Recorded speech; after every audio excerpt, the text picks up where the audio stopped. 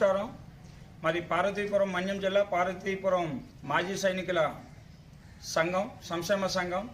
ఈ మధ్యకాలంలోన శ్రీ ముఖ్యమంత్రి వర్యులు శ్రీ నారా చంద్రబాబు నాయుడు గారు మరియు యువ నాయకులు నారా లోకేష్ గారు యోగలం పాదయాత్రలోన మాజీ సైనికులకు ఇచ్చినటువంటి ఏదైతే హామీలు ఉన్నాయో అవన్నీ ఒక్కొక్కటి నెరవేర్చుకుంటూ అందులో కూడా మాది ఒక పాయింట్ మాజీ సైనికుల పాయింట్ రేజ్ చేయడం జరిగింది.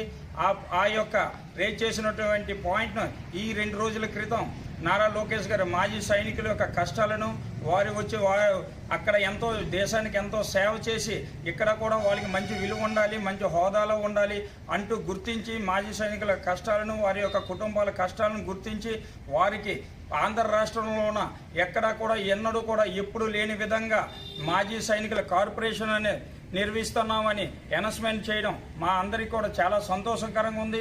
ఇండియాలోన ఇంతవరకు ఎన్ని రాష్ట్రాల్లో కూడా ఓన్లీ ఫర్ 6 రాష్ట్రాల్లో మాత్రమే మాజీ సైనికుల సంక్షేమ కార్పొరేషన్లు ఉన్నాయి.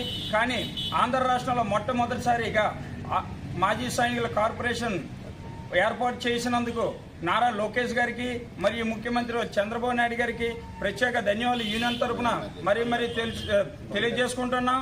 అదేవిధంగా ఇక్కడ పార్వతీపురం యువ నాయకులు మరియు ఎమ్మెల్యే శ్రీ బోనేలి విజయ్ చంద్ర గారు ఎప్పుడైతే ఇక్కడికి ఇన్ఛార్జ్గా పార్వతీపురం నియోజకవర్గానికి విచ్చేశారో అప్పటి నుంచి కూడాను మాజీ సైనికులకు వెన్నుంటే నడిపిస్తూ ప్రతి ఒక్క మంచి చెడు కార్యక్రమంలో పాల్గొంటూ ప్రతి ఒక్క దానిలో విషయంలో మీకు నేను తోడున్నాను.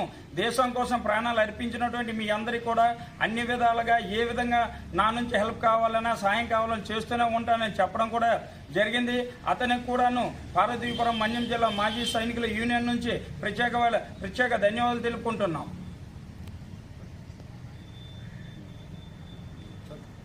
జై హింద్.